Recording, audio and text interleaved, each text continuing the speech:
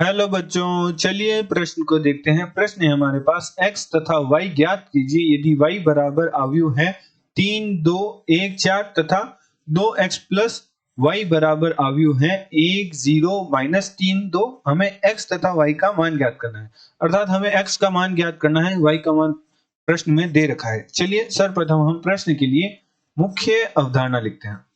मुख्य अवधारणा, तो हमारे प्रश्न की मुख्य अवधारणा क्या हो जाएगी? प्रश्न की हमारी मुख्य अवधारणा हो जाएगी अवयवों का योग। तो किन्हीं दो अवयवों का योग तभी संभव है जब उनकी दोनों अवयवों की कोटि समान होगी।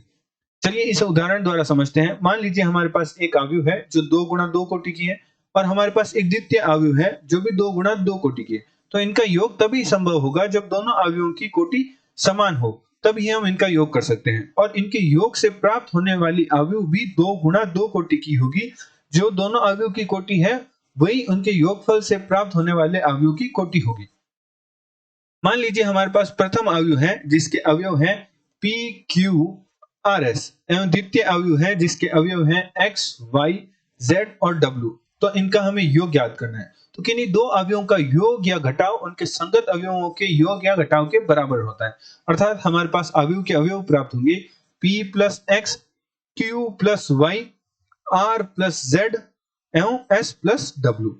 अतः प्रश्न अनुसार प्रश्न में हमें y बराबर दे रखा है जो कि हमारे पास है 3, 2, 1, 4 और हमारे पास समीकरण दे रखी है जो कि हमारे पास है 2x प्लस वाई बराबर अवयव जिसके अवयव है 1, 0, -3, 2। तो समीकरण एक नाम दे देते हैं इसे। समीकरण एक में y का मान रखने पर तो हम समीकरण एक में y का मान रख देते हैं। तो हमारे पास y का मान है 2x प्लस y बराबर हमारे पास अवयव थी जिसके अवयव थे 3, 2, 1, 4 और हमारे पास दाएं पक्ष में अवयव है जो कि है 1, 0, -3, 2। अब हम बाएं पक्ष की अवयव को दाएं पक्ष में ले जाते हैं तो हमारे पास प्राप्त होगा 2x बराबर अवयव 1, 0, -3, 2 माइनस अवयव 3, 2, 1, 4। तो दो अवयवों का घटाव उनके संगत अवयवों के घटाव के बराबर होता है। तो हमारे पास अवयव प्राप्त होगी जो कि होगी 1 -3 तो -2, 0 -2 तो -2, -3 -1 तो -4, 2 -4 तो हमारे पास प्राप्त होगा -2।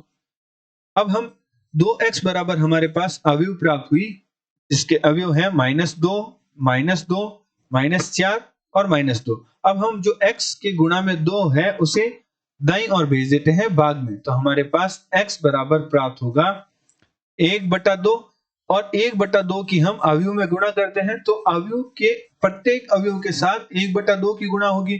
तो 1/2 गुणा -2 तो हमारे पास प्राप्त होगा -1, 1/2 गुणा -2 तो हमारे पास प्राप्त होगा -1। इसी प्रकार अन्य अवयव प्राप्त होंगे हमारे पास -2 और -1।